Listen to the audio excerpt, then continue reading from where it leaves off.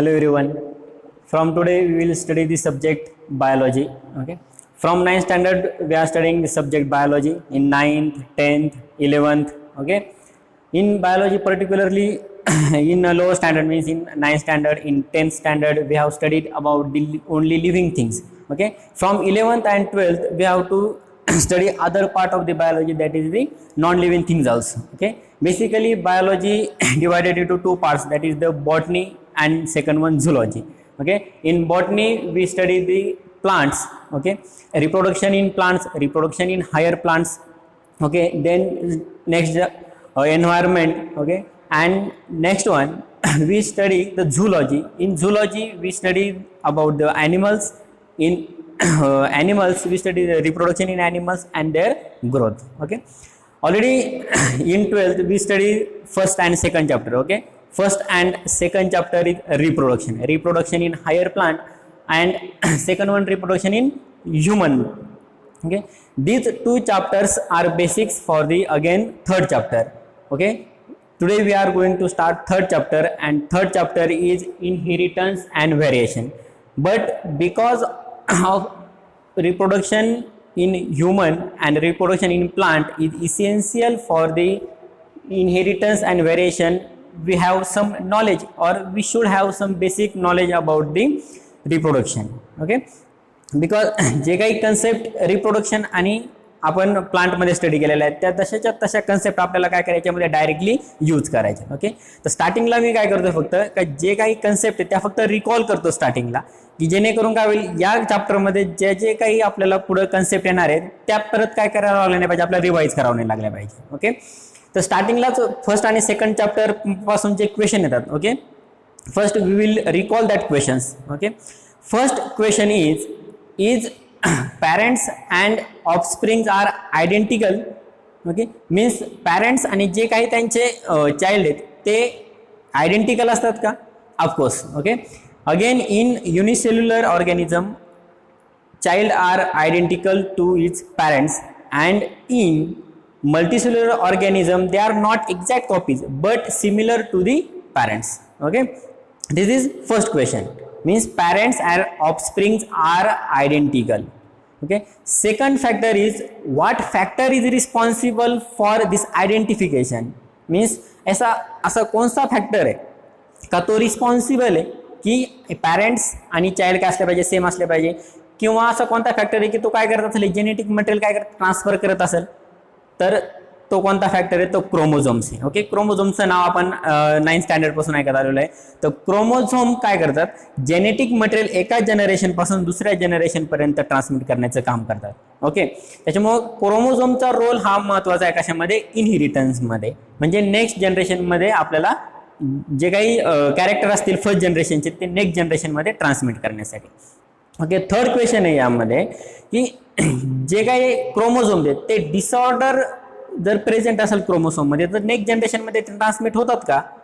Okay. Okay. तर ते काय होतात, ट्रान्समिट होतात. फॉर एक्झाम्पल कलर ब्लाइंडनेस हा डिसऑर्डर आहे, जेनेटिक डिसऑर्डर आहे, तर तो नेक्स्ट जनरेशनमध्ये काय होऊ शकतो, ट्रान्समिट होऊ शकतो. हे काय जेनेटिक डिसऑर्डर्स आहेत ते क्रोमोझोम थ्रू काय होतात नेक्स्ट जनरेशनला पास होतात. आपण हे पहिल्या 2 चॅप्टरमध्ये पण बघितलेलं आहे.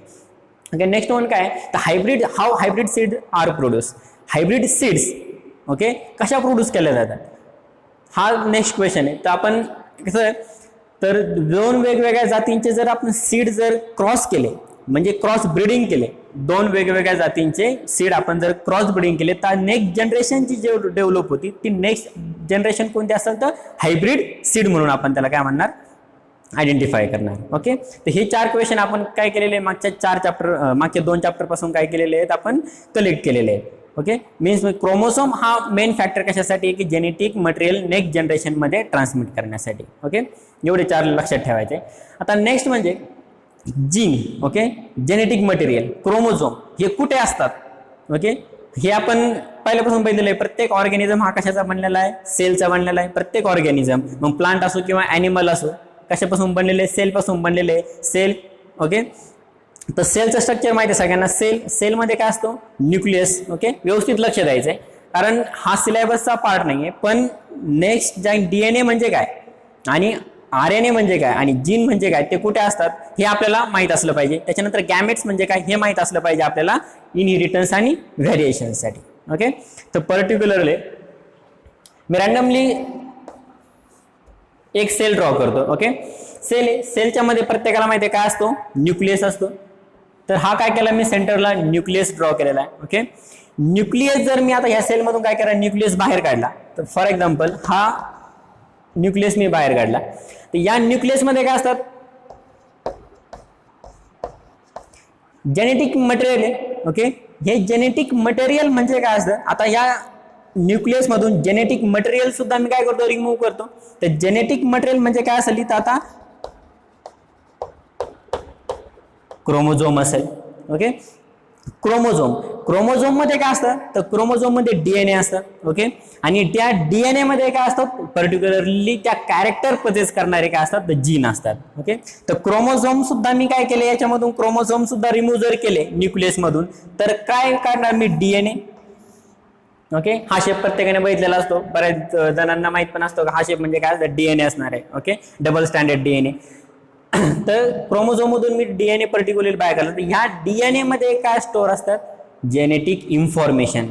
जेनेटिक इन्फॉर्मेशन म्हणजे कोणती, फॉर एक्झाम्पल पॅरेंट्स आहे, तर त्यांच्या होणाऱ्या चाइल्डचा कलर कोणता असला पाहिजे, फॉर एक्झाम्पल आयचा कलर कोणता असला पाहिजे, हेअरचा कलर कसा असला पाहिजे, फेशियल शेप कसा असला पाहिजे, हाईट किती असली पाहिजे. ओके, ही काय झाली, जेनेटिक इन्फॉर्मेशन झाली. आणि ही जेनेटिक इन्फॉर्मेशन कशामध्ये स्टोअर असते, तर ह्या डीएनए मध्ये स्टोअर असते. ओके, आणि ही जेनेटिक इन्फॉर्मेशन आता एका जनरेशन पासून नेक्स्ट जनरेशन पर्यंत ट्रान्समिट करण्याचं काम कोण करतं, तो ते जीन करतात. आणि ते जीन कशामध्ये असतात, या डीएनए मध्ये असतात.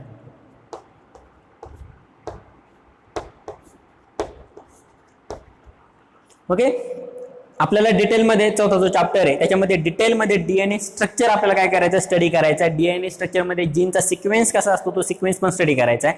ह्या पर्टिक्युलर चॅप्टरसाठी फक्त हा सिक्वेन्स लक्षात ठेवायचा आहे की जीन कुठे असतात आणि जीनचं काम काय असतं. ओके, तर परत एकदा रिवाइज करा. तर काय सेल आहे, प्रत्येक ऑर्गॅनिझम मध्ये सेल असते. ओके, तर सेलमध्ये काय, न्यूक्लियसमध्ये काय, जेनेटिक मटेरियल म्हणजेच काय, क्रोमोझोम्स आहे. क्रोमोझोम मध्ये काय असतात, डीएनए असतात. आणि डीएनए मध्ये काय असतात, जीन असतात. आणि त्या जीन मध्ये काय असतात, ते जेनेटिक इन्फॉर्मेशन स्टोअर केलेली असते, जी आपल्याला नेक्स्ट जनरेशनला काय करायची आहे, पास करायची. ओके, एवढं सिक्वेन्स एक लक्षात ठेवायचं. ओके,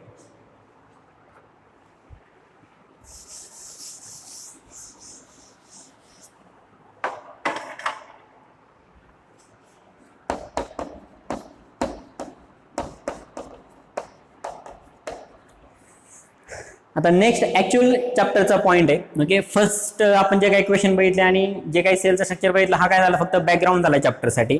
ओके, याच्यानंतर आपल्याला ऍक्च्युअल डेफिनेशन बघायची इनहेरिटन्सची. व्हॅरिएशन तर माहित असतो मला, व्हॅरिएशन सांगतो मी पहिल्यांदा, इनहेरिटन्स सांगतो का. इनहेरिटन्स म्हणजे काय, की transmission of genetic information from one generation to next generation means inheritance. जे काही जेनेटिक इन्फॉर्मेशन आहे ती एका जनरेशन पासून नेक्स्ट जनरेशन पर्यंत ट्रान्समिट होणं म्हणजे काय, इनहेरिटन्स. आणि त्यालाच आपण काय म्हणतो, heredity. Okay, heredity and inheritance are same, means only transmission of genetic information through genes. आता जीन्स म्हणजे काय ते परत सांगावं लागणार नाही, ते तुम्ही बघितलेलंच आता की जीन काय करतात, इन्फॉर्मेशन काय करतात, ट्रान्समिट करतात. ओके, आणि इनहेरिटन्स म्हणजे काय, ती जेनेटिक इन्फॉर्मेशन ट्रान्समिट होणं एका जनरेशन कडून नेक्स्ट जनरेशनकडे, म्हणजेच काय, हेरिडिटी. ओके, आणि नेक्स्ट म्हणजे व्हॅरिएशन म्हणजे काय, व्हॅरिएशन आता पर्टिक्युलर मी एक्झाम्पल घेतलं, दोन पॅरेंट्स आहे.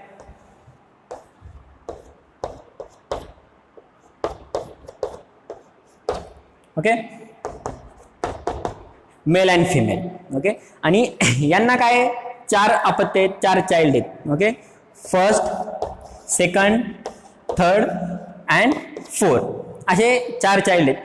आणि कॉमन ऑब्झर्वेशन आहे, दोन पॅरेंट्स जरी सेम असेल तरी चारही जे काही चाइल्ड आहेत ते काय आयडेंटिकल नसतात. काहीतरी सिमिलरिटी असतील पण त्यांचे फेस काही सेम नसतात. प्रत्येक जो चाइल्ड आहे तो आपण काय करू शकतो, वेगळा असं आयडेंटिफाय करू शकतो. ओके, पॅरेंट जरी सेम असेल, ओके, तरी पण चाइल्ड काय होतो, नेक्स्ट जनरेशन मध्ये डिफरंट येतो. म्हणजे काय येतं, त्यांच्यामध्ये व्हॅरिएशन येतं. काय येतं, व्हॅरिएशन येतं. मग पॅरेंट जरी सेम असेल तरी ऑफस्प्रिंग म्हणजे काय, अपत्य, ऑफस्प्रिंग जे काही प्रोड्यूस होणार ते काय असणार आहे, डिफरंट असणार आहे. म्हणजेच काय ना, त्याच्यामध्ये व्हेरिएशन येणार आहे. Inheritance and variation. ओके, समजलं, इनहेरिटन्स अँड व्हेरिएशन दोन. ओके, तर मग पहिल्यांदाच इनहेरिटन्स ही कन्सेप्ट कुणी मांडली? ओके, जे काही जेनेटिक इन्फॉर्मेशन आहे, ओके, लॉज आहेत इनहेरिटन्सचे ते कुणी डिस्कवर केले? ओके, ते आपल्याला काय करायचं, स्टडी करायचं. तर सगळ्यांनी आपण 9वी आय थिंक 9वी 10वी 11वी प्रत्येक कुठं ना कुठं आपण एक नाव ऐकलेलं आहे, Mendel's. Okay, Gregor Mendel. Okay, he is the first scientist who discovered or study inheritance. Okay, तर ग्रेगर मेंडल born in 1822.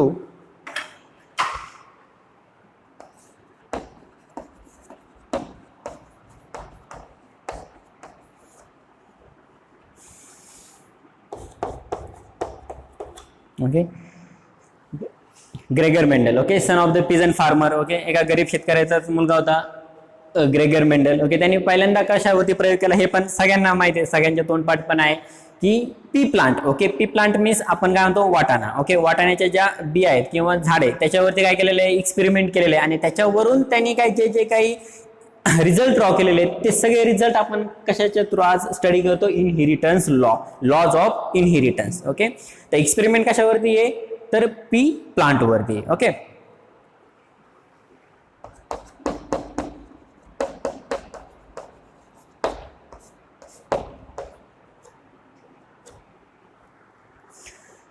तर त्यांनी स्टडी करताना, एक्सपेरिमेंट स्टडी करताना त्यांनी काय एक पर्टिक्युलर कॅरेक्टर स्टडी केलेले नाही. ओके, कॅरेक्टर म्हणजे काय, आता त्याने एका वाटाण्याच्या बिया म्हणजे जे पी आहे, पी प्लांट, त्याचे 7 डिफरंट कॅरेक्टर काय केले, सिलेक्ट केले. 7 डिफरंट कॅरेक्टर सिलेक्ट केले. ओके, आणि त्याच्यावरती वेगवेगळ्या टायमाला एक्सपेरिमेंट करून नेक्स्ट जनरेशन मध्ये काय चेंजेस होतो तो चेंजेस काय केलेला, स्टडी केलेला आहे. आणि जो काही चेंजेस होतो तो त्याने फक्त स्टडी केलेला नाही, तो मॅथमॅटिकली आणि स्टॅटिस्टिकली सगळा डेटा काय केलेला आहे, नोट डाऊन केलेला आहे. ओके, तर 7 different character. For example, okay, आपण डिटेलमध्ये बघणार आहे, पण for example height of the plant. Okay, tall or short. Okay, second one, okay, shape of the pea means round or wrinkle.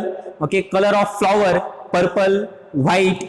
Okay, again pod shape. Okay, pod colour green yellow. Okay, हे सगळे जे 7 characteristics आहेत त्या 7 characteristic त्यांनी वेगवेगळ्या टायमाला study करून जे काही कंक्लुजन ड्रॉ केलेत, ओके, त्या कंक्लुजन पासून जेनेटिक थेरी काय झालेली आहे आपण स्टडी केलेली आहे. ओके, तर 7 डिफरंट कॅरेक्टर्स कोणकोणते, ओके, ते आपल्याला बघायचे. Okay,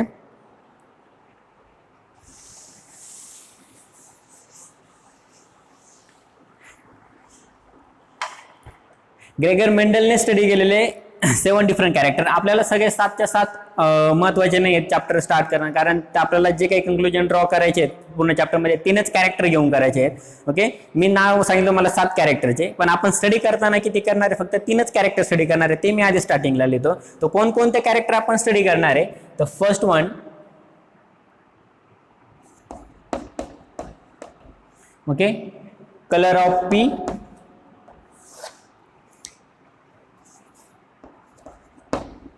Second one, height of plant.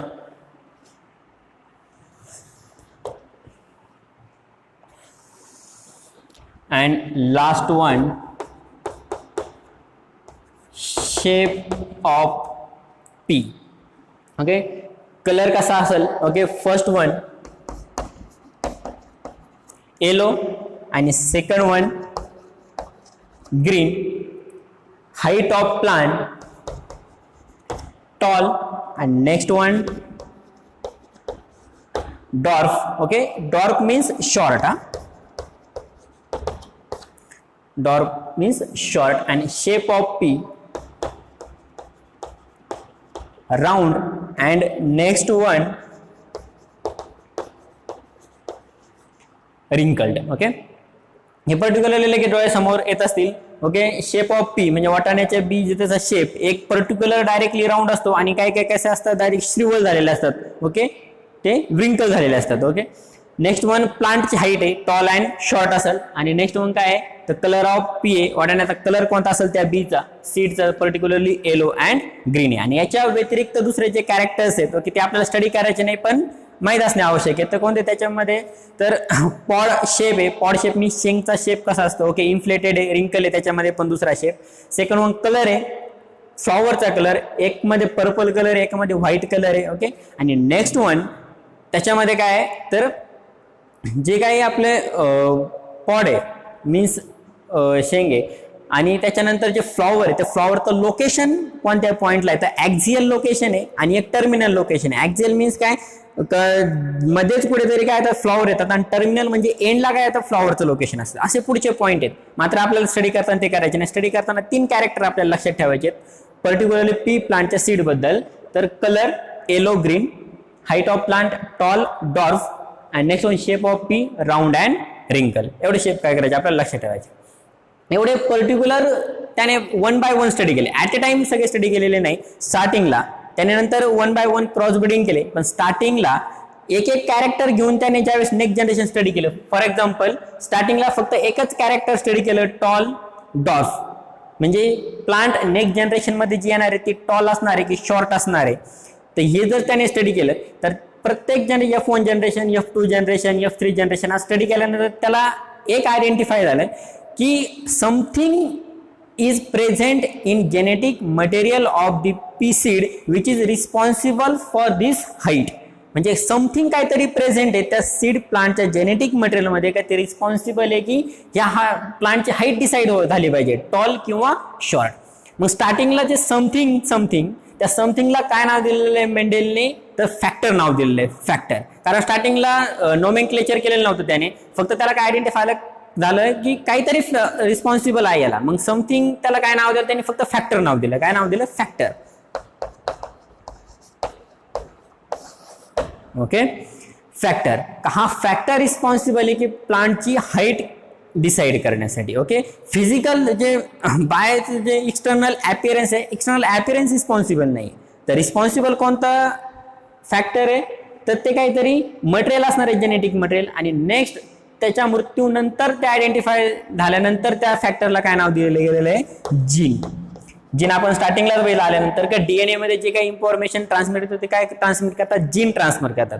म्हणजे काही काळानंतर काय नाव दिलेले गेले त्याला जीन नाव दिले गेले. म्हणजे त्यांनीच आयडेंटिफाय केलं समथिंग म्हणून नाव दिलं स्टार्टिंगला, त्याच्यानंतर त्याला त्यांनी फॅक्टर नाव दिले. त्याच्या मृत्यूनंतर सायंटिस्टनी जेव्हा ते आयडेंटिफाय केलं सगळं त्यावेळेस काय नाव दिलं त्याला जीन. म्हणजे जीन हा फॅक्टर रिस्पॉन्सिबल आहे की कोणतेही कॅरेक्टर नेक्स्ट जनरेशन पर्यंत ट्रान्समिट होण्यासाठी कोणी आयडेंटिफाय केलंय तर ग्रेगर मेंडलने आयडेंटिफाय केलं ओके. हे 3 कॅरेक्टर पण लक्षात राहतील ओके. यांचं नोमेनक्लेचर करू आपण.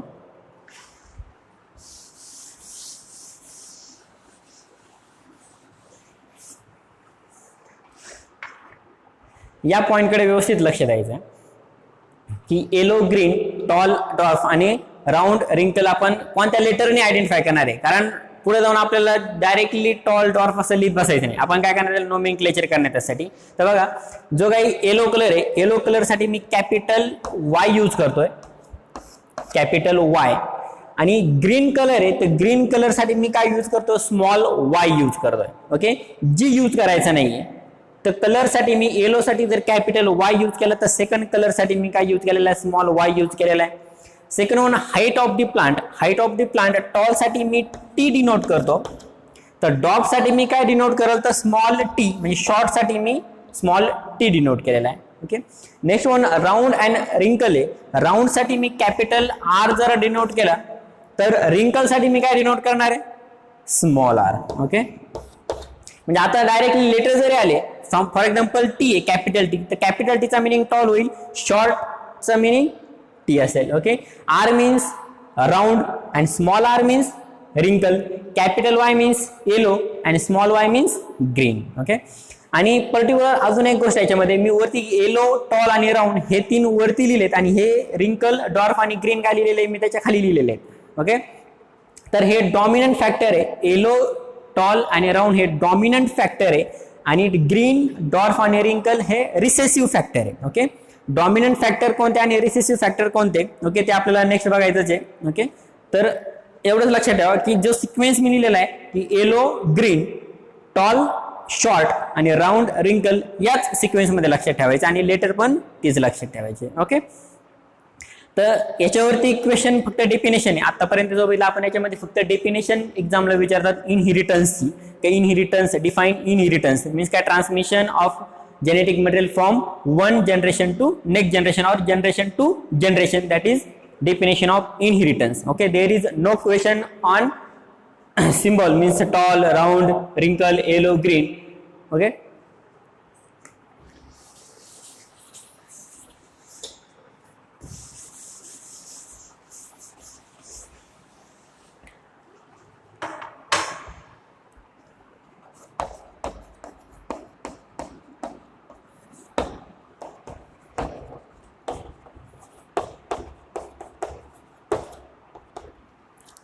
ओके, नेक्स्ट पॉईंट आहे आणि एक्झामसाठी विचारला जाणारा पॉईंट आहे हा. मागच्या पॉईंट मध्ये तुम्हाला सांगितलं फक्त एकच पॉईंट एक्झामला विचारतात, तो म्हणजे डेफिनेशन असेल.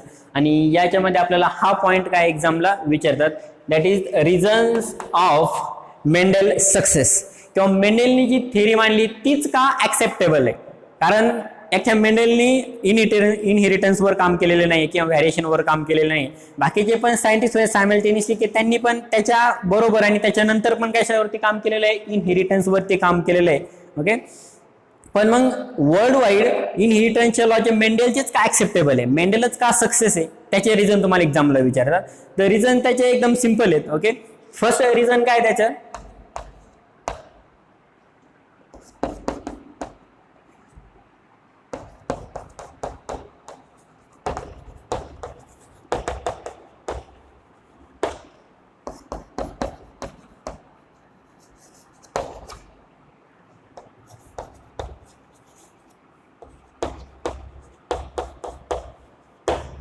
ओके, हे फर्स्ट रिझन आहे की मेंडेलनी जे काही पी प्लांटचे सीड कलेक्ट केलेले आहे, ओके, ते रॅन्डमली कलेक्ट केलेले नाही, एकदम वेल प्लॅन करून फक्त पर्टिक्युलर कॅरेक्टरिस्टिक असणारे जे सीड आहेत तेच फक्त काय केलेले, सिलेक्ट केलेले. फॉर एक्झाम्पल त्यांनी रॅन्डमली टॉल, त्याच्यानंतर राऊंड, त्याच्यानंतर कलरचा असेल, शेपचा असेल किंवा फ्लॉवरचे कलर वेगवेगळे, असे कोणतेही रॅन्डमली सीड कलेक्ट केले नाही. वेल प्लॅन करून पर्टिक्युलरली एका कॅरेक्टर असलेलाच त्यांनी काय केलेलं आहे, सीड यूज केलेली आहे. कशासाठी, फर्टिलायझेशनसाठी. ओके, आणि एका पर्टिक्युलर सीड वरती एक्सपेरिमेंट केलेलं नाही, तर large number of sample same ट्रेडचे लार्ज नंबर ऑफ सॅम्पल काय केलेले, स्टडी केलेले ऍट ए टाइम.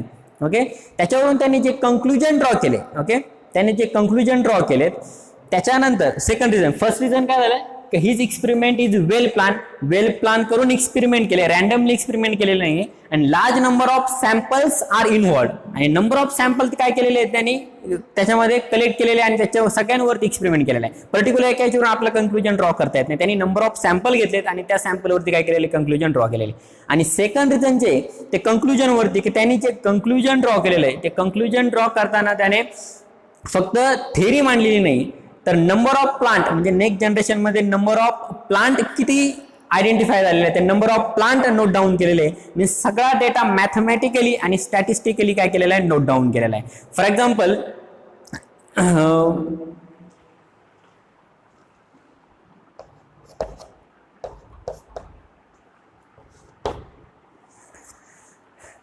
काय, तर टॉल आणि शॉर्ट असे दोन टाईपचे सीड जर कलेक्ट केले आणि याचे नंबर ऑफ सॅम्पल जर त्याने कलेक्ट केले, नंबर ऑफ सॅम्पल, तर प्रत्येक सॅम्पल मध्ये येणारी प्लांट टॉल असेल की शॉर्ट असेल, टॉल असेल की शॉर्ट असेल, हे काय केले त्याने नोट डाऊन केलेले. मग ते किती नंबर मध्ये टॉल आहे आणि किती नंबर मध्ये शॉर्ट आहे आपल्या डिटेलमध्ये एक्सपेरिमेंट मध्ये बघायचं आहे, पण हे त्यांनी काय केलेलं आहे, मॅथमॅटिकली आयडेंटिफाय केलेलं आहे. ओके, असं दुसऱ्या कोणत्याही सायंटिस्टनी काय केलेलं नाही, ते मॅथमॅटिकली प्रूव्ह केलेलं नाही. त्याच्यामुळे वर्ल्ड वाईड जी थिअरी आपण यूज करतो कोणाची करतो, मेंडेलची यूज करतो. ओके, ग्रेगर मेंडेलची यूज करतो.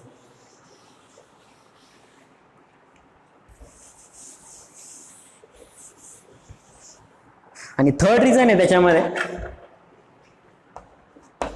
ओके, थर्ड रिझन की त्याने सिलेक्शन जे केलं, सिलेक्शन, ओके, जे सिलेक्शन होतं ते प्रॉपर सिलेक्शन पी प्लांटचं सिलेक्शन केलेलं आहे, म्हणजे वाटाणे जे बियाचं सिलेक्शन केलं, हे त्याच्या थेअरीचा एक मेन पॉईंट आहे. कारण जे पी प्लांट आहे, तर पी प्लांट मधले सीडचे जे काही कॅरेक्टर असतील ते काय करता येतात, आयडेंटिफाय करता येतात. फॉर एक्झाम्पल कलर आहे, कलर ऑफ सीड तो आयडेंटिफाय करता येतो. ओके, प्लांटची हाईट असेल ती आयडेंटिफाय करता येते, फ्लॉवरचा कलर असेल तो ते पण काय करतं आपल्याला आयडेंटिफाय करता येतं वेगळं असल्यानंतर. नेक्स्ट वन काय आहे तर शेप आहे, राऊंड असेल किंवा रिंकल असेल ते पण आपल्याला उघड्या डोळ्यांनी काय होतं आयडेंटिफाय होतं. म्हणजे आयडेंटिफाय होणारे सगळे कॅरेक्टर ते पी प्लांटच्या सीडमध्ये आहेत अशी एक प्लांट त्यांनी काय केली सिलेक्ट केली. त्याच्यामुळे एक्सपेरिमेंट करताना जे आयडेंटिफिकेशन असतं ते आयडेंटिफिकेशन काय झालेलं आहे सगळं इझी झालेलं आहे, त्याच्यामध्ये काही डिफिकल्टी नाही. हा मेन पॉईंट कोणता आहे त्याचा तिसरा पॉईंट आहे की मेंडेलच्या सक्सेसचा. ओके, फक्त ड्रॉबॅक काय हे झाले सक्सेसचे पॉईंट की large number of sample collect केलेले, सगळे वेल प्लॅन करून त्याने काय केलेले एक्सपेरिमेंट केलेले. नेक्स्ट वन त्याचे रिझल्ट ड्रॉ केले, ते रॅन्डमली ड्रॉ केले नाही, रिझल्ट मॅथमॅटिकल आणि स्टॅटिक्सच्या फॉर्ममध्ये ड्रॉ केलेले. आणि मेन पॉईंट होता तिसरा की पी प्लांटचं सिलेक्शन की त्याच्यामध्ये सगळे जे कॅरेक्टर असतात ते आयडेंटिफाय होण्यासारखे आहेत, आयडेंटिफाय होण्यासारखे. ओके, त्याने काही ह्युमनवरती वगैरे एक्सपेरिमेंट केला नाही की इझिली आयडेंटिफाय होणार की किंवा खूप वर्ष लागतील नेक्स्ट जनरेशनची वाट पाहण्यासाठी. पी प्लांट 3 महिन्यामध्ये काय होतं आयडेंटिफाय होतात की नेक्स्ट प्लांटचे गुणधर्म कोणते, नेक्स्ट प्लांटचे गुणधर्म कोणते असतील हे फक्त 3 महिन्यांमध्ये आयडेंटिफाय होतं. आणि हे सगळे सक्सेसचे पॉईंट झाले. ड्रॉबॅक फक्त काय होतं की मेंडेलला ते एक्सपेरिमेंट दुसऱ्या सायंटिस्टला काय करता येत नव्हते, एक्सप्लेन करता येत नव्हते. त्याच्यामुळे त्याची थेरी तो हयात असेपर्यंत म्हणजे जिवंत असेपर्यंत काय झाले नाही, ऍक्सेप्ट झाले नाही, कारण त्याला ते एक्सप्लेन करता येत नव्हते. त्याच्यानंतर त्याने जे जे काही थेरी ड्रॉ केली ते दुसऱ्या सायंटिस्टनी स्टडी केल्यानंतर ही थेरी काय झालेली आहे वर्ल्ड वाईड ऍक्सेप्ट झालेली आहे. ओके, हा सगळा मेंडेलचा काय बॅकग्राऊंड आहे. याच्यावरती क्वेश्चन फक्त कशावरती मेंडेलचे सक्सेस. ओके, म्हणजे अदर सायंटिस्ट जर कम्पेअर केले आणि मेंडेल कम्पेअर केलं तर मेंडेलची थेरी काय ऍक्सेप्टेबल त्यासाठी तुम्हाला 3 पॉईंट लिहायचे त्याच्यामध्ये. ओके, आता ऍक्च्युअल मेंडेलचा एक्सपेरिमेंट स्टडी करण्याच्या आधी ओके ऍक्च्युअल एक्सपेरिमेंट आपल्याला स्टडी करायचे, त्यांनी एक्सपेरिमेंट कसा केला, कोणते सीड सिलेक्ट केले, कोणते कॅरेक्टर मग नेक्स्ट जनरेशन मध्ये आढळून आले. ओके, मग हे सगळं स्टडी करण्याच्या आधी आपल्याला काय स्टडी करायचंय की बेसिक जेनेटिक टर्मिनॉलॉजी म्हणजे त्या जेनेटिक इन्फॉर्मेशन मध्ये एका जनरेशन पासून पुढे जनरेशन मध्ये जे काही गुणधर्म आहेत यांच्या सगळ्यांमध्ये कोणकोणत्या टर्म यूज करणार आहे आपण ह्या चॅप्टरमध्ये. त्या चॅप्टरचे काय फक्त या इनहेरिटन्सची टर्मिनॉलॉजी आहे, जेनेटिक टर्मिनॉलॉजी म्हणतो आपण त्याला, genetic terminology.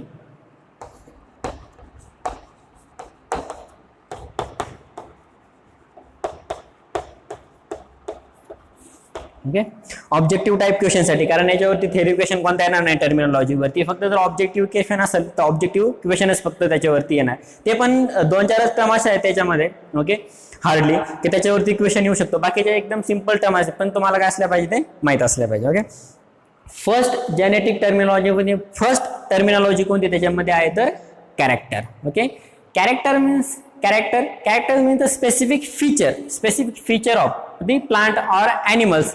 For example height of the plant. Okay, height of the P plant आपण बघितलं शॉर्ट किंवा त्याच्यामध्ये टॉल बघितलंय, तर हाय काय राहील त्याची एक कॅरेक्टर झाली. ओके, फॉर एक्झाम्पल ह्युमनच्या केसमध्ये घेतलं, ह्युमनच्या केसमध्ये तर कलर ऑफ आय हा काय झाला कॅरेक्टर झाला, व्हिजिबल कॅरेक्टर आहे. ओके, कलर ऑफ आय तर हे काय character means special features of the organism, मग प्लांटमध्ये असो किंवा तो ॲनिमलमध्ये असो. ओके, सेकंड वन ट्रेट आहे. Okay, trait means inherited characteristics. Okay, first one काय कॅरेक्टर आणि second one trait means inherited characteristics means next generation मध्ये ट्रान्समिट झालेला जो काही त्याचा कॅरेक्टर असेल तो. फॉर एक्झाम्पल फर्स्ट जनरेशन जे ती टॉल प्लांट आहे. ओके, क्रॉस ब्रीडिंग करताना काय केलंय म्हणजे 2 प्लांट आहे आणि 2 सीड मी कलेक्ट केले, एक टॉल प्लांटचं सीड कलेक्ट केलंय, व्यवस्थित लक्ष द्यायचंय, आणि नेक्स्ट वन शॉर्ट प्लांटचं मी सीड कलेक्ट केलंय. ओके, फर्टिलायझेशन केल्यानंतर नेक्स्ट जनरेशन मध्ये जी प्लांट येणार आहे ती कोणती असणार आहे टॉल असणार आहे, कारण टी हा काय डॉमिनंट आहे. ओके, ते सांगतो मी तुम्हाला डॉमिनंटचे डेफिनेशन नंतर. टी फॅक्टर हा काय डॉमिनंट आहे, नेक्स्ट जनरेशन मध्ये ती प्लांट आली ती कोणती टॉल प्लांट झाली. जे ट्रेट म्हणजे काय ट्रेट की जी काही जेनेटिकली इन्फॉर्मेशन नेक्स्ट जनरेशन मध्ये व्हिजिबल तो ट्रेट असेल म्हणजे टॉल. याच्यामध्ये प्लांट शॉर्ट नसणार आहे, जेनेटिक इन्फॉर्मेशन मध्ये हा शॉर्टी स्टोअर झालेला असेल, मात्र तो काय होणार नाही या जनरेशन मध्ये फर्स्ट जनरेशन मध्ये आयडेंटिफाय होणार नाही. त्यामुळे इथं स्पेशल ट्रेट कोणता झाला कॅपिटल टी म्हणजे टॉल प्लांटचा झाला. Okay, next one factor. Okay, already फॅक्टरची डेफिनेशन बघितली आपण. मेंडेलनी स्टार्टिंगला एक्सपेरिमेंट केल्यानंतर त्याला काय नोमेनक्लेचर केलं नव्हतं की असा कोणता फॅक्टर आहे की समथिंग नाव दिलं त्यांनी, something is responsible to transmit this genetic information and that something is factor. मेंडेलने जो नाव दिलं होतं कोणतं दिलं होतं, फॅक्टर नाव दिलं होतं, की फॅक्टर काय करतो, जे काही कॅरेक्टरिस्टिक्स असतील ते नेक्स्ट जनरेशनला काय करतो, ट्रान्समिट करतो. ओके, तर फॅक्टर, आणि फॅक्टर नेक्स्ट जाऊन फॅक्टरलाच काय नाव दिलेलं आहे आपण, जीन नाव दिलेलं आहे. म्हणजे फॅक्टर, पर्टिक्युलर फॅक्टर आपण कसं आयडेंटिफाय करणार, तर फॅक्टरला काय नाव दिलेलं आहे, जीन दिलेलं आहे. ते जीन कशामध्ये स्टोअर असतात, तर DNA मध्ये स्टोअर असतात. म्हणजे हे जीन काय करतात, तर इन्फॉर्मेशन ऍक्च्युअल ट्रान्समिट करण्याचं काम करतात. ओके, म्हणजे याच्यामध्ये ट्रेट, फॅक्टर आणि जीन हे एकच वर्ड आहे. ओके, फक्त त्याला नाव आपण कालांतराने दिलेलं, एवढं एक लक्षात ठेवायचं. काय असं ट्रेट, फॅक्टर आणि जीन वेगवेगळे डेफिनेशन असं काही नाही. ट्रेट म्हणजे काय, नेक्स्ट जनरेशन मध्ये कोणती इन्फॉर्मेशन ट्रान्समिट झाली. फॅक्टर म्हणजे काय, कोणता अशी गोष्ट आहे की something that is responsible for the transmission of information, ते काय फॅक्टर आहे. आणि फॅक्टर म्हणजेच काय, जीन. ओके, ह्या तिन्ही डेफिनेशन काय सेम आहे. नेक्स्ट काय, अलील आहे. ओके, अलील, अलील महत्वाचं आहे याच्यामध्ये. अलील आपल्याला पुढे जाऊन कुठे यूज करायचं नाही जास्त, पण ऑब्जेक्टिव्ह टाईपसाठी वगैरे तर आलं अलील. तर अलील म्हणजे काय, तर पर्टिक्युलर जीन आहे, तर जीन एक किंवा दोन फॉर्म मध्ये कोएक्झिस्ट असू शकतो. ओके, म्हणजे एकाच जीनचे 2 किंवा 3 फॉर्म एक्झिस्ट असू शकतात. ओके, त्याला काय म्हणतो आपण, अलील म्हणतो. Means 1 or 2 identical form of the gene means allele. Okay, for example clone आहे. ओके, एक ह्युमन आहे, त्याचा क्लोन आहे, किंवा आपण काय म्हणतो त्याला हुबेहूब दिसणारा जर दोघं जर असेल, तर त्याच्यामध्ये जीन सेम असतो, पण जीनचं स्ट्रक्चर काय असतं, डिफरंट असतं. ओके, मग त्याला आपण काय म्हणू शकतो, अलील म्हणू शकतो, अलील. ओके, अलील म्हणजे काय, जीन सेम असणार. ओके, फक्त काय असणार, स्ट्रक्चर डिफरंट असणार. ओके, नेक्स्ट वन, हा मेन पॉइंट आहे, डॉमिनंट. ओके, डॉमिनंट, डॉमिनंटचा मिनिंग काय होतो. फॉर एक्झाम्पल आता आपण ह्युमनची केस घेऊ, 2 पॅरेंट्स आहे. ओके, पॅरेंट्स मध्ये जो मेल आहे, पॅरेंट्स कन्सिडर केले मी, याच्यामध्ये एक मेल आहे आणि दुसरा कोण, फिमेल. ओके, तर याच्यामध्ये मेल जो आहे तो ब्लॅक कलरचा आहे, आणि सेकंड वन फिमेल कोणत्या कलरची आहे, फेअर कलरची आहे. ओके, आता फर्टिलाइज झाल्यानंतर नेक्स्ट जनरेशन जे असेल, नेक्स्ट जनरेशन म्हणजे त्यांचे चाइल्ड जे असेल. ओके, आता चाइल्डचा कलर या केसमध्ये दोन्ही होणार नाही, ब्लॅक अँड फेअर. तर काय होईल, याच्यामध्ये हा ब्लॅक होईल. फॉर एक्झाम्पल काय झालं, ब्लॅक झाला, याचा कलर काय झाला, ब्लॅक झाला. तर हा ब्लॅक जो फॅक्टर आहे, हा ब्लॅक फॅक्टर काय झाला, डॉमिनंट झाला. नेक्स्ट जनरेशन मध्ये जो फॅक्टर आयडेंटिफाय होतो त्याला आपण काय म्हणतो, डॉमिनंट म्हणतो, डॉमिनंट.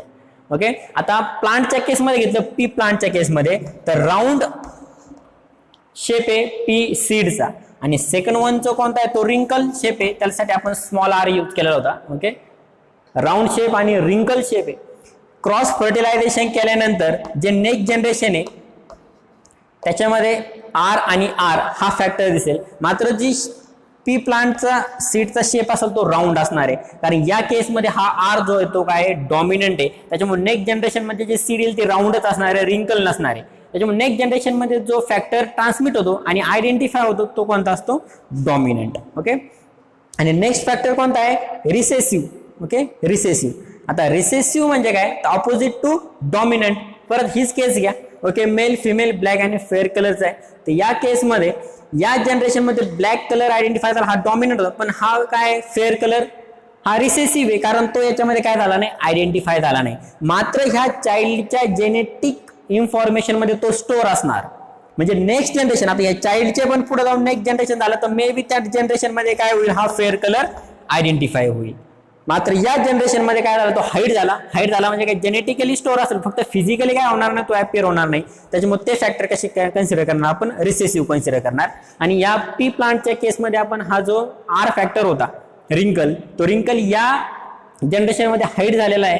ओके, अपियर होत नाही, त्याच्यामुळे हा काय असेल, या केसमध्ये रिसेसिव्ह असेल. आणि इथं फेअर रिसेसिव्ह, इथं रिंकल रिसेसिव्ह. हा याच्यामध्ये ब्लॅक कलर हा डॉमिनंट, इथं हा जो कॅपिटल आर आहे राऊंड शेप हा काय असेल, डॉमिनंट असेल. ओके, नेक्स्ट डेफिनेशन आहे phenotype. Okay, simple definition. Phenotype काय विचारणार नाही तुम्हाला. Phenotype means only external appearance of the body. Okay, phenotype means external appearance. मग ते ह्युमन बॉडीचा असो किंवा प्लांटचा असो, एक्सटर्नल अपीयरन्स. मग एक्सटर्नल अपीयरन्स मध्ये काय दिसतं आपल्याला, फॉर एक्झाम्पल हाईट दिसते. ओके, हाईट मध्ये परत कलर दिसतोय हेअरचा. ओके, कलर ऑफ आय दिसतोय. ओके, कलर ऑफ आय दिसतोय. ओके, नोज शेप आहे. ओके, फेसचा शेप आहे. हे सगळे काय आहेत, एक्सटर्नल फीचर आहेत का जे आयडेंटिफाय होतात. Phenotype means external appearance. Okay, and next one genotype आहे. Okay, genotype means genetic information. Okay. Genotype आपण आयडेंटिफाय करू शकत नाही एक्सटर्नली. ओके. हा एक्सटर्नल अपीयरन्स झाला फेनोटाईप. आणि genotype means genetically stored information. या केसमध्ये ओके, या केसमध्ये जे काही फेअर आणि ब्लॅक होतं, तर या चाइल्डमध्ये फेअर हा जो कलर आहे तो काय झालेला आहे, जेनेटिकली स्टोर आहे, आयडेंटिफाय होत नाही. मात्र पुढे जाऊन मे बी काय होऊ शकतं, त्याचे चाइल्ड फेअर होऊ शकतात. पण या जनरेशनमध्ये तो काय झालेला आहे, रिसेसिव्ह झालेला आहे. म्हणजेच काय, त्याच्या जेनोटाईपमध्ये तो स्टोर आहे, फक्त फिजिकली काय होत नाही, दिसत नाही. ओके. तर हे दोन टाईप आहे, फेनोटाईप अँड जेनोटाईप, एक्सटर्नल अँड इंटरनल, असं दोन्ही नाव लक्षात ठेवलं तरी चालेल. नेक्स्ट आहे homozygous. Okay. Homo means single. Okay. Homo means single. Homozygous आणि हेटेरोझायगस. हेटेरोझायगस म्हणजे काय, डबल. ओके.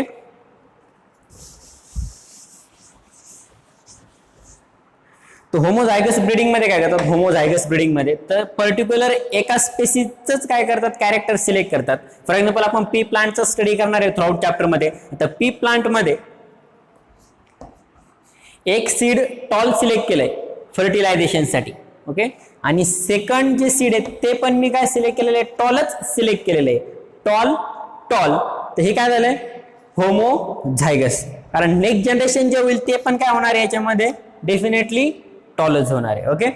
तर हे काय झालं, होमोझायगस. सेम ट्रेट जर मी सिलेक्ट केला, सेम कॅरेक्टर जर सिलेक्ट केलं, तर ते काय असेल, याच्यामध्ये होमोझायगस असेल. आणि अपोजिट काय, हेटेरोझायगस. ओके. हेटेरोझायगस मध्ये काय असेल, तर दोन डिफरंट कॅरेक्टर काय केलेले असतील, सिलेक्ट केलेले असतील. ओके. दोन डिफरंट कॅरेक्टर म्हणजे काय असेल, याच्यामध्ये फॉर एक्झाम्पल टॉल सिलेक्ट केलंय सीड मध्ये. ओके. की जी प्लांट काय होते, टॉल. आणि सेकंड वन काय सिलेक्ट केलाय मी, याच्यामध्ये आर सिलेक्ट केला, मीन्स राऊंड सिलेक्ट केलाय. शेप कसा असेल, त्याचा राऊंड असेल. आणि प्लांटची हाईट कशी असेल, टॉल असेल. तर दोन डिफरंट कॅरेक्टर झाले. तर दोन डिफरंट कॅरेक्टर म्हणजेच काय, हे हेटेरोझायगस मध्ये जाईल. ओके. होमो आणि हेटेरो. ओके. एकमेकाला अपोजिट आहे. इथं फेनोटाईप जेनोटाईप जसं अपोजिट आहे, तसं होमो आणि हेटेरो याच्यामध्ये काय अपोजिट आहे. नेक्स्ट आहे pure line. Okay. Pure line means group of individuals of having same characters. Okay. Pure line. आता मी काय सिलेक्ट केलेलं आहे, टी सिलेक्ट केलेलं आहे. याच्यामध्ये नेक्स्ट जनरेशन मध्ये काय प्लांट आयडेंटिफाय होईल, टॉलच प्लांट आयडेंटिफाय होईल. आता याचे जर पुढे मी परत फर्टिलायझेशन करत गेलो, तर प्लांट कशा राहणार, याच्यामध्ये टॉलच राहणार आहे प्रत्येक वेळेस. म्हणजे सेम जर आपण पॅरेंट जर सिलेक्ट केले एका प्युअर किंवा एका सेम कॅरेक्टरचे, तर जी लाईन जाणार आहे पुढे इथून जी काही जनरेशन जाणार आहे ती प्युअरच जाणार आहे. त्याच्यामुळे group of individual okay having same character is called as pure line. Okay. Number of group, आता हे ग्रुप फॉर्म झाल्यानंतर कॅरेक्टर त्याच्यामध्ये काय असणार आहे, सेमच असणार आहे, प्युअर असणार आहे. ओके. त्याच्यामध्ये आपण हायब्रिडायझेशन केलं नाही, म्हणजे दुसरं कोणत्या याच्यामध्ये कॅरेक्टर काय केलेलं नाही, इन्क्लूड केलेलं नाही. त्याच्यामुळे काय झालं, ही एक प्युअर लाईन क्रिएट झाली. टॉल हा कॅरेक्टर त्याच्यामध्ये काय असेल थ्रू आउट आयडेंटिफाय होईल आपल्याला. ओके. तर नेक्स्ट वन काय आहे, तर पनेट स्क्वेअर आहे. ओके. पनेट स्क्वेअर बघू आपण. त्याच्यामध्ये स्टार्टिंगला पनेट स्क्वेअर बघायच्या आधी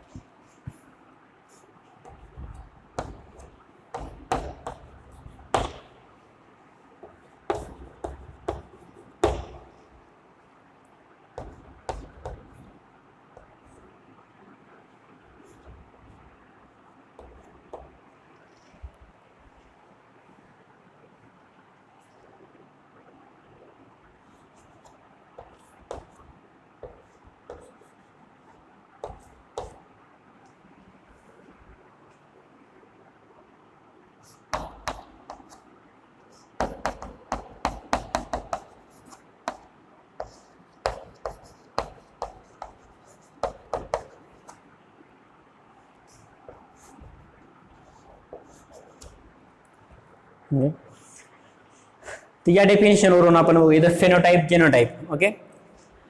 तर फेनोटाइप मी एक एक्झाम्पल कन्सिडर केलं. फेनोटाइप म्हणजे काय, एक्सटर्नल स्ट्रक्चर्स. ओके. तर एक्सटर्नल स्ट्रक्चर कसं आयडेंटिफाय होणार, आपल्याला एकच कॅरेक्टर सिलेक्ट केलाय. फॉर एक्झाम्पल प्लांट टॉल असेल किंवा शॉर्ट असेल, आपण कसं आयडेंटिफाय करणार, एक्सटर्नल फीचर किंवा आपण उघड्या डोळ्यांनी बघून आपण ते काय करू शकतो, आयडेंटिफाय करू शकतो. ओके. त्याचा जिनोटाइप. ओके. जिनोटाइप काय त्याचा टी आणि टी, म्हणजे काय केलं मी त्याचं आयडेंटिफिकेशन दिलंय. टॉलसाठी टी आणि शॉर्टसाठी टी काय केलं आपण डिनोट केलेलं आहे. हा काय झाला त्याचा जिनोटाइप. ओके, जेनेटिक इन्फॉर्मेशन आहे आणि हे काय फक्त आपण एक्सटर्नल अपीअरन्स वरून डिसाईड केलेलं आहे. आणि जर क्रॉस फर्टिलायझेशन केलं, टॉल आणि शॉर्ट सीडचं जर क्रॉस फर्टिलायझेशन केलं तर नेक्स्ट जनरेशनचा जो जिनोटाइप असेल, जिनोटाइप तो काय असणार याच्यामध्ये टी टी, म्हणजे हा कॅपिटल टी आणि स्मॉल टी असणार आहे. याच्यामध्ये डॉमिनंट जो फॅक्टर आहे, डॉमिनंट फॅक्टर तो कोणता आहे, टॉल आहे. म्हणजे ही जी प्लांट येणार आहे या जनरेशनची ती ऑलवेज काय असणार आहे, टॉलच असणार आहे. ओके, तर हे जे फर्स्ट जनरेशन आहे ह्या फर्स्ट जनरेशनला काय म्हणायचं आपल्याला, F1 filial generation, F1 filial generation म्हणायचे. ओके, म्हणजेच याच्यामध्ये जी हाईट असणार आहे प्लांटची ती काय असणार आहे, टॉल असणार आहे पहिल्या जनरेशन मध्ये. कारण मला काय करायचं सेकंड जनरेशन बघायचं आपल्याला, सेकंड जनरेशन. ओके, ते आपल्याला कशावरून बघायचं, पनेट स्क्वेअरवरून. या डेफिनेशनसाठी आपण हे एक्झाम्पल कन्सिडर केलेलं आहे, कशासाठी, पनेट स्क्वेअर साठी. ओके, हे आपल्याला एकदम व्यवस्थित समजून घ्यायचं पनेट स्क्वेअर, कारण पुढे जाऊन आपल्याला बरेचसे चॅप्टर त्या स्क्वेअर वरती काय करायचंय, स्टडी करायचं. ओके, पहिलं जनरेशन समजलंय. फेनोटाइप टॉल शॉर्ट असेल, जिनोटाइप त्याचा टी, शॉर्टचा टी, फर्टिलायझेशन केलंय क्रॉस फर्टिलायझेशन, तर ही प्लांट आपण काय केलेली आहे, नेक्स्ट जनरेशन मध्ये सो केलेली आहे. तर या प्लांटची हाईट काय असणार आहे, टॉल असणार आहे. ओके, आणि यालाच काय म्हणायचं आपल्याला, F1 फिलियल जनरेशन, म्हणजे पहिलं जनरेशन आहे. आता नेक्स्ट जनरेशन मध्ये काय करायचं आपल्याला, तर हे टी आणि टी तर हेच पॅरेंट्स म्हणून सिलेक्ट करायचे. आता हे पॅरेंट्स म्हणून आपल्याला सिलेक्ट करायचे नाही. आता पॅरेंट्स म्हणून कोण सिलेक्ट करायचे, टी आणि टी हे पॅरेंट्स म्हणून काय करायचे आपल्याला सिलेक्ट करायचे. ओके,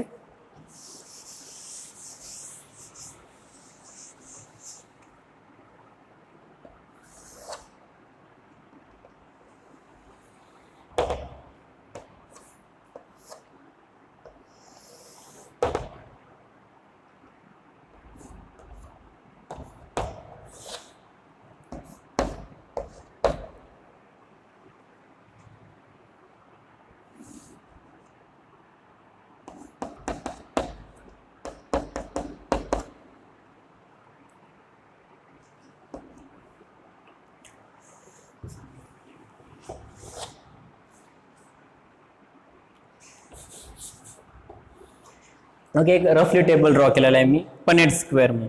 आता या केसमध्ये आपल्याला दोन पॅरेंट्स सिलेक्ट करायचे, टी टी मीन्स शॉर्ट आणि टॉल, जे काही आपले जिनोटाइप आहेत ते जिनोटाइप असणार आहे, टॉल आणि शॉर्ट. आणि सेकंड पॅरेंट सुद्धा कोणता सिलेक्ट केलेला आहे मी, टॉल आणि शॉर्ट. ओके, पहिल्या जनरेशन मध्ये काय होतं आपला सेपरेट टॉल आणि हे काय होतं शॉर्ट होते, आणि यांचं कॉम्बिनेशन झाल्यानंतर काय तयार झालं, टी टी. आता मी हे दोन पॅरेंट सिलेक्ट करतोय. ओके, हे टी टीचा एक पॅरेंट आणि second one same parents T T आणि टी टी, कशासाठी, सेकंड जनरेशनसाठी. तर हा एक पॅरेंट झाला टी टी आणि सेकंड वन हा टी टी, हे पॅरेंट झाले. त्याच्यानंतर पॉसिबल केसेस कोणते, आता नेक्स्ट जनरेशनच्या, हे झालं पहिल्या जनरेशनच्या आपण पॅरेंट सिलेक्ट केले. आता सेकंड जनरेशन मध्ये मग पॉसिबल केसेस कोणत्या होतील. ओके, तर मल्टिप्लिकेशन करायचं, समजा cross multiplication, T T. Okay, परत ह्या टीनी या स्मॉल टीला मल्टिप्लाय करा, काय होईल याच्यामध्ये परत T T. Okay, next one या टीनी याला मल्टिप्लाय केलं मी, पण कॅपिटल टीच आधी लिहितो, तर इथं काय होईल परत टी टी. आणि या केसमध्ये काय होईल, या केसमध्ये इथे तर शॉर्ट आणि इथं पण शॉर्ट आहे, तर इथं काय येईल स्मॉल टी आणि स्मॉल टी. मग याच्यामध्ये T T T T T T आणि टी टी असे चार पॉसिबल केसेस क्रिएट झाले. पहिल्या जनरेशन मध्ये एकच केस क्रिएट झाली होती, फक्त टी आणि स्मॉल टी. आता या केसमध्ये हे जनरेशन सिलेक्ट केल्यानंतर किती केसेस क्रिएट झाल्यात, चार केसेस क्रिएट झाल्या. तर चार केसेस क्रिएट झाल्यानंतर याच्यामध्ये आपल्याला बघायचं फेनोटाइप काय असेल. फेनोटाइप म्हणजे काय, एक्सटर्नल फीचर कसं असेल, एक्सटर्नल अपीअरन्स. तर पहिल्या याच्यामध्ये ऑफकोर्स टी टी म्हटल्यानंतर हा काय असणार आहे, याच्यामध्ये एक्सटर्नल फीचर मध्ये टॉलच असणार आहे. याच्यामध्ये टी हा ऑलवेज काय असतो, डॉमिनंट आहे, तर याच्यामध्ये पण ही प्लांट काय असणार आहे, टॉलच असणार आहे. टी आणि टी या केसमध्ये पण सेम आहे, त्याच्यामुळे ही प्लांट पण काय असणार आहे, टॉलच असणार आहे. मात्र जी फोर्थ नंबरची प्लांट आहे याच्यामध्ये शॉर्ट आणि शॉर्ट आहे, त्याच्यामुळे ऑफकोर्स हे काय असणार आहे, शॉर्ट असणार आहे. ओके, मी सेकंड जनरेशन ज्यावेळेस आपण सिलेक्ट केलंय, तर सेकंड जनरेशन मध्ये रेशिओ बघा कसा आहे रेशिओ, तर 3 टॉल प्लांट आहे आणि एकच कोणती प्लांट आहे याच्यामध्ये, शॉर्ट प्लांट आहे. ओके.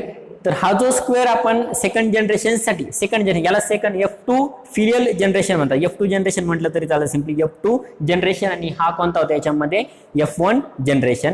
तर F2 जनरेशन मध्ये ओके याच्यामध्ये आपल्याला दोन रेशिओ घ्यायचे, दोन रेशिओ. मी काय म्हटलं याच्यामध्ये फेनोटाइप आणि जिनोटाइप. तर फेनोटाइपिक रेशिओ कोणता असेल? फेनोटाइपिक रेशिओ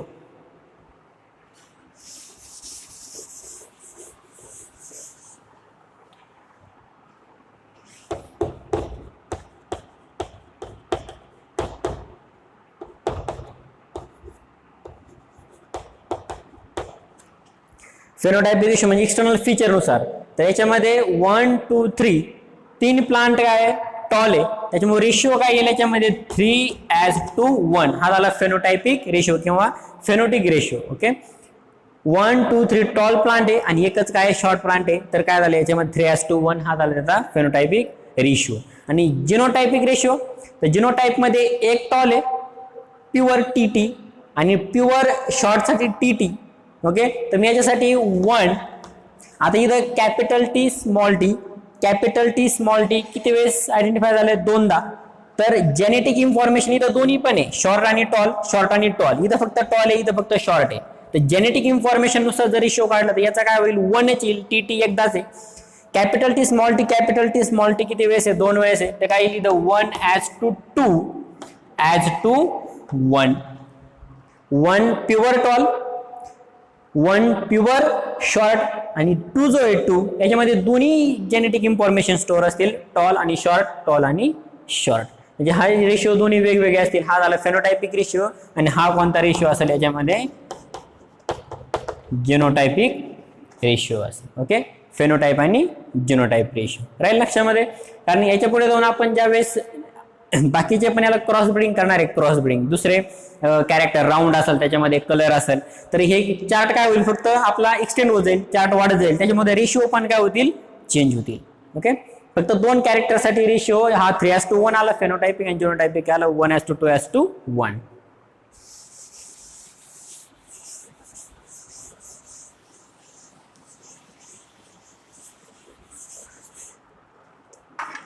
त्याच्यानंतर एक डेफिनेशन बाकी याच्यामध्ये आपल्या back cross test cross. Okay एकदम सिंपल आहे बॅक क्रॉस आणि टेस्ट क्रॉस.